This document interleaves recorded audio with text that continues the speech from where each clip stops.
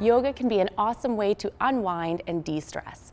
Despite what you might see on Instagram, you don't have to do headstands and back bends to get a yoga workout. These moves are challenging enough to break a sweat, but simple enough for even a yoga newbie. Work on the best possible form and biggest range of motion you can master in these positions, and you'll stretch and strengthen at the same time. Okay, so we're going to trick out a chair pose from yoga to make it a little harder. So you're going to start with your feet narrow in this squat position, and you're going to bring your bum back, find a position that you can hold. It doesn't have to be super low. Now from here, we're going to add upper body and core work. We're going to windmill the arms one at a time. Now make sure to breathe, and as you do this, you're exhaling through your mouth, so you're trying to keep your torso as still as possible as you windmill. Obviously, the faster those arms go, the harder it is to stabilize. So you want to find that sweet spot where it's challenging, right? Yep. But you can still keep your torso straight, not wiggling side to side. That's great. Come on up and give those legs a rest. Great. Okay, so we're going to take a downward dog and make it a little harder with some extra ab work. So let's get into a downward dog position, which most people are familiar with. You put your hands and your feet down. Your heels don't have to be down. If your hamstrings are really loose, they can be on the mat, but they don't need to be.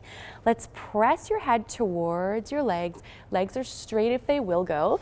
Tailbone up to the ceiling. And we're going to take an inhale here, and then on the exhale, I want you to bend your knees, drop them towards the ground and hover. That's it. Don't tap. Let's inhale it back up to that down dog, really getting the back and shoulders into it, pressing your head towards your legs, and then drop again on your breath. Good. Let's inhale back into it and just go with the speed of your breathing. Exhaling down into the hover with a flat back, inhaling up to that nice stretch down dog. One more time. Drop, catch yourself, and back up to down dog. That's great. Nice work. All right, so we're really going to work the legs now with a deep lunge. So we're going to stretch and strengthen at the same time. So you come to the front of the mat because you're going to be stepping back, all right? What I want you to do is take your left leg back into a deep lunge and bring your hands down to the inside of that right foot. Let your legs sink down and flatten your back as much as you can. You're getting a great stretch in that left hip and really working that right side. Now when you're ready, let's step the feet back together, come up, and let's try it again on the same side. We're going to work that one side. Inhale down, breathing into that hip. Now exhale to push through that heel and come all the way up to standing. It's tough, isn't it? Let's do that one more time. Inhale down into that deep stretch, and exhale, push through that heel, feet together. Awesome, and we'll switch sides. All right, so we're going to do Chaturanga, which is one of the tougher upper body poses in yoga.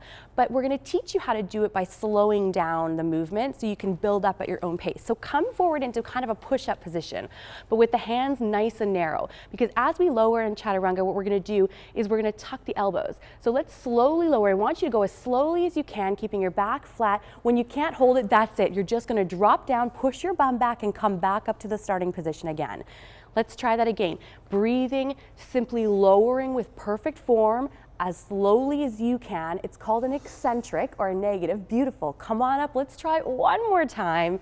Here we go. Breathing, keeping that core straight. It's basically a plank with upper body work, and drop. That's beautiful. So as you get stronger, Kat, you can also do it from the toes. All right, Kat, we're going to do another core move, and this time we're going to make it a little harder with some twisting. So come down into a side plank, bring your elbow nice and close to you, because as you come up, it's going to correct. And we're going to lift up. Feet can be spread to help you balance, or as you get stronger, you can also stack them, which is a bit harder. Let's stay spread for now. Let's lift up and bring that oblique nice and high so the glute and the oblique are working. We're going to add a twist now for your spine. So let's exhale and twist to reach, looking towards your hand, then inhale as you come up. Let's try that one more time. Now, if that felt too hard on your core, you could step this foot in front to help you lift your body. Let's try that. Coming up, and let's try a twist there. We've just got a little bit of leg support now to help your core while you still focus on the great form of that twist. Exhale to twist, inhale up. That's perfect.